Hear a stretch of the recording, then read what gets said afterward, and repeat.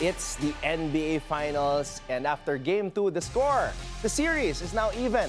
Now this battle is truly heating up and a war is on the horizon. And here to help us break down Game 2 is none other than five-time UAAP champion from the Ateneo Blue Eagles, Tonino Gonzaga. Tonino, thank you so much for coming here. Maraming salamat. So, your reaction, I guess my first question to you, reaction mo, takeaways from game number 2? Well, I think OKC is the more talented team. They're both deep teams. They both play defense very well. They're well coached. They have good instincts on the court, and they know how to play with each other. But I think when it comes down to it, OKC is the deeper team, and they have more firepower and more star power. Do you think that chamba lang yung comeback ng Indiana sa game number 1? Well, I don't think so. I think it takes character to come back from a lot of playoff games, these playoffs. Yeah. And I think they're used to rallying back. So, hindi naman chamba. Okay. Tonino, I remember before when you were a little bit younger, yung idol mo was Carmelo Anthony. Yeah. Diba? Kaya number 7 ka sa Ateneo. Was that the reason? More or less. More or less. Okay. More or less. So, nung nag-OKC si Carmelo Anthony, were you an OKC fan? I don't think so anymore. But I was a fan when he was in Denver. Okay. Yeah. The Denver Melo. Yeah. Okay. So now it's an evolved OKC. Alam mo, napansin ko dito sa OKC, yung depensa nila, I think this can inspire and even become a blueprint for basketball programs all over the world. Na pag ganito ang depensa natin, suffocating defense, it will lead to fast breaks. What do you think about the defense of OKC? I think they have the right pieces, first of all. They fit together very well in terms of the defensive end and offensive end. So when it comes to the defensive end, they have Lou Dort, who can stop players. Yeah. Caruso, who's good in the help side defense. Yeah. As well as Chet Holmgren, who's your rim protector. Yep. And everyone else are tough defenders as well. So Yeah. they're really built to play defense. And SGA as the star, grabe, unbelievable yung kanyang ginagawa dito. And there were some tweets that I was reviewing and unbelievable, as in, na-break niya yung record ni Allen Iverson. As in, first two games of SGA in the finals, na-surpass niya yung record ni AI. Are you surprised na ganito yung ginagawa ni Shea?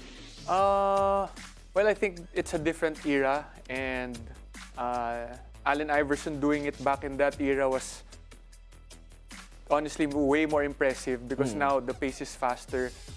They find their teammates at a faster pace. They shoot at a higher clip. So I think it's a different era. It's relatively incomparable. Okay. Yeah. And then also, it's not just yung first 2 games in the finals. I saw another tweet.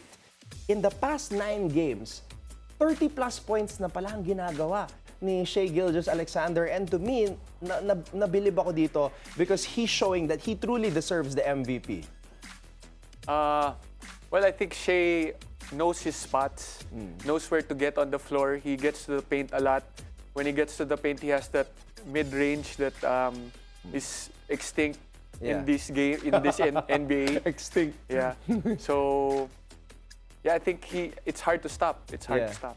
All right, Tonino, let's go over here to the LED. Let's break down some plays that happened in game number 2. Now, over the weekend, I did a report on Agenda. Eto, let's check out this play. Pause it right here, please. Okay, so Shai Gilgeous-Alexander calling for a screen. Let's stop it right there. Okay. Why do you think itong si Shai Gilgeous-Alexander laging nakakapasok sa paint? And in this situation, there was a switch. Si Haliburton ang bumantay dito kay Shai. Do you think he was coming for that mismatch na si Hali ang bumantay sa kanya? I think they've been attacking Hali from the start of game 1. Yeah. So Wallace did a running screen towards Shai, and he was able to get downhill. So the problem with that was Hali was sitting way back from the screen. Yeah. allowing Shea to get momentum downhill. Alright, let's check out the next play here. Sinabi nga ni Tonino, obsolete na yung mid-range game. You have Shea bringing down the ball. So you have Hartenstein there. Screen comes, and then Shea Gilgeous-Alexander finds Chet Holmgren at the dunker spot. Are you surprised na si Chet Holmgren, after 6 points in game number 1, I focus on this in my agenda report, 15 points ang kanyang ginawa sa game 2? Well, I think a lot of it was more incidental. I don't think they're really looking at him to score. He just needs to be in his spots and do well where he can, like popping in the three-point line and staying in the dunker spot, like in this play, rolling. So I think as well as OKC creates for each other, he can go for 20, he can go for 10. And they can still play well regardless. Tonino, during your time with Ateneo, you were one of the best wing defenders in the UAAP. Para sa'yo, sino yung mga naaalala mo na nahirapan kang bantayan? Which player in the UAAP during your time were you challenged by the most? I think Paul Lee. Paul definitely. Lee, correct. Sino pa? R.R. Garcia at the time. R.R. Garcia. Terrence was still young when I was playing, so R.R., Paul Lee, Nuiles. Grabe, that was a time. Grabe, ang dami mga talented I don't know scorers. if your viewers still know who these players are. Just search those names that Tonino Gonzaga mentioned. All right, let me get the ball right here. Sabihin natin, since you have great defensive instincts, if you were Indiana, sino ang ipapabantay mo kay Shea Gilgeous-Alexander? If I was Indiana, I think Nembhard, who is already the guy who's covering him. Okay. And like I don't know who can cover Shea, but yeah. Okay. I will ask you, how would you defend Shea Gilgeous-Alexander? Because come here, Tonino. Because like ang paborito ni Shea Gilgeous, he dribbles the ball and then he goes here and then magsa-stop siya. But sometimes he doesn't kill his dribble. So he can spin, he can kick out. Ikaw, how would you defend Shea Gilgeous-Alexander?